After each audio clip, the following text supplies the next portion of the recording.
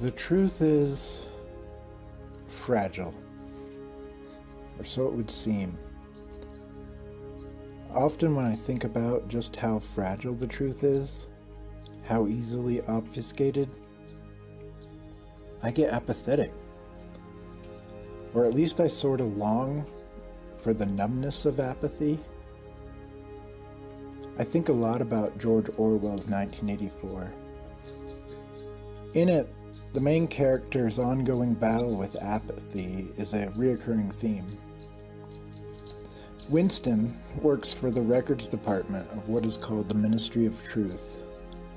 His job is to constantly rewrite history to be in accordance with whatever the party line is at the moment. Constantly being aware of the fragility of history itself, the character of Winston constantly struggles with apathy.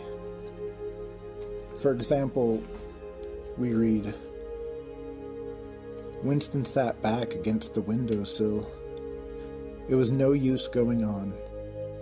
He was about to buy some more beer when the old man suddenly got up and shuffled rapidly into the stinking urinal at the side of the room.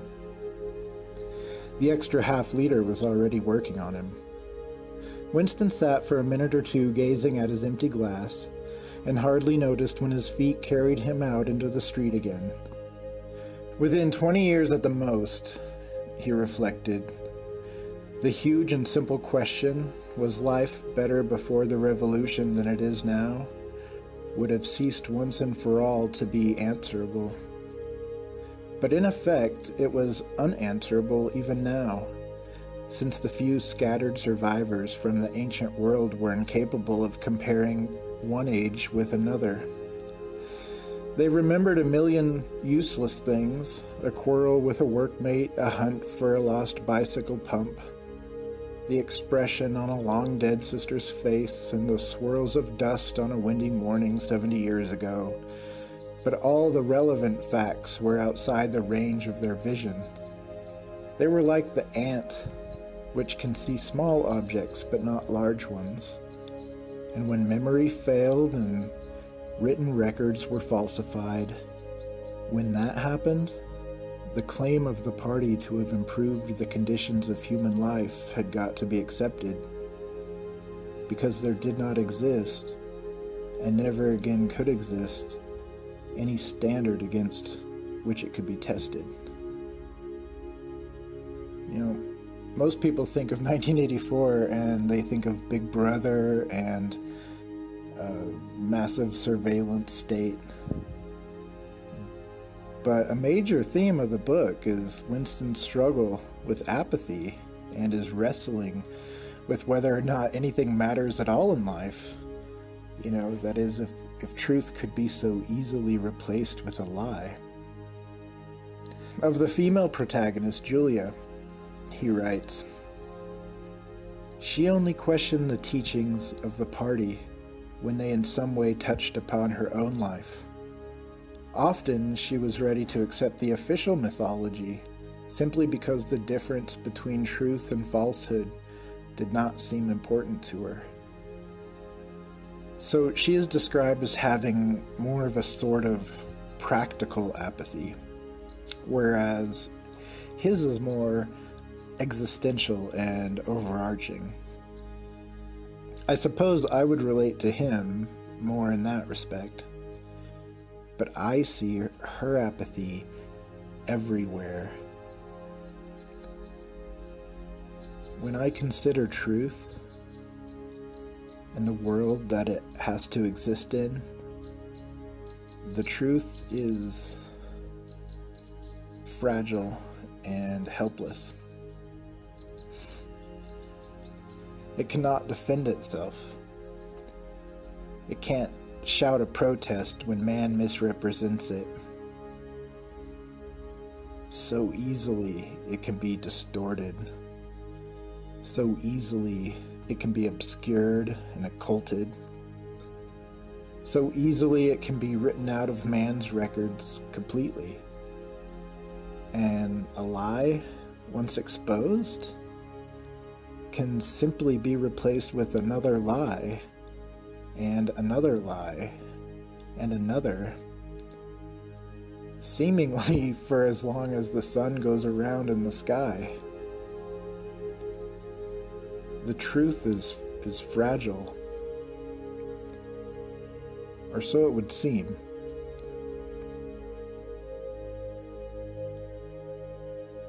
In John 18, verses 33 through 38, we read, "Then Pilate entered the judgment hall again, called Jesus, and said to him, 'Are you the king of the Jews?' Jesus answered him, 'Are you speaking for yourself about this, or did others tell you this concerning me?' Pilate answered, 'Am I a Jew? Your own nation and the chief priests have delivered you to me.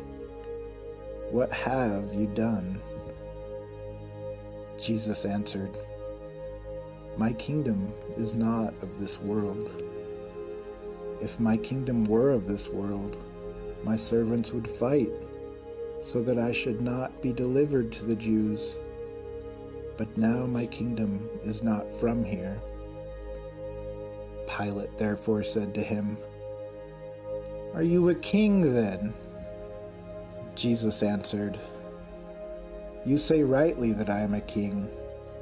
For this cause I was born, and for this cause I have come into the world, that I should bear witness to the truth. Everyone who is of the truth hears my voice.' Pilate said to him, 'What is truth?' And when he had said this, he went out again to the Jews."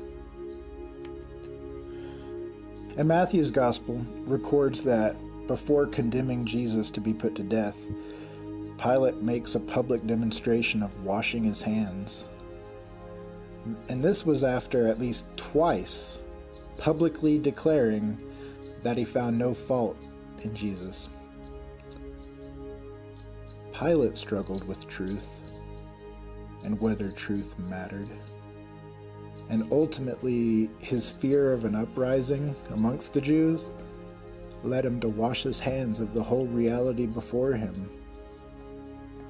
Ultimately, the promise of a false peace appealed to him more than the idea of staunchly defending the truth as it stood right in front of him.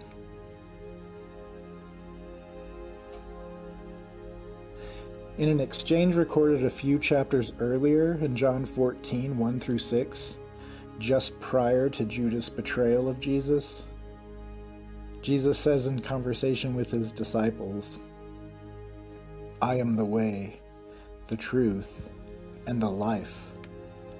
No one comes to the Father except through me. If you had known me, you would have known my Father also. And from now on you know him and have seen him." Now, I've thought about the implications of this conversation. Jesus is identifying with God, and he calls himself the truth. He doesn't say he is truthful or full of truth. He is the truth. What does that even mean? I can't say that I fully know or understand all that it entails, but I can say this: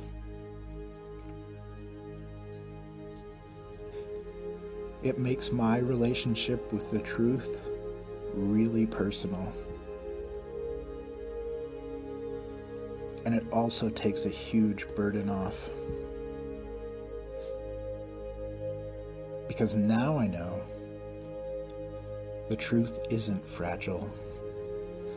It only appears that way in moments of time, to eyes of flesh. The reality is that truth can't be undone. It can't be utterly done away with. Truth is an attribute of God, and all of God's attributes harmonize. A famous Christian theologian once said, "All God's attributes are inseparably joined. They cannot be divided. No, not for a moment." It is interesting to consider, then, God's attribute of truth in relation to his transcendence and his immanence. Truth will always be, because he always is. The creation can no way rise above or even rise to the level of the Creator. God has no equal. He has no opponent. Truth, therefore, can only be obscured for a time, but it can't be destroyed. No one ever said the end times would be easy, but apathy, in light of the truth and knowledge of God, is a sin. Now is the time to consider who he is and who you are, and to decide whether or not you, like Pilate, are going to wash your hands of the whole thing in the hopes of seeking a false, temporary peace. In you, O Lord, I put my trust. Let me never be ashamed. Deliver me in your righteousness. Bow down your ear to me. Deliver me speedily. Be my rock of refuge, a fortress of defense to save me. For you are my rock and my fortress. Therefore, for your name's sake, lead me and guide me. Pull me out of the net which they have secretly laid for me. For you are my strength. Into your hand I commit my spirit. You have redeemed me, O Lord God of truth.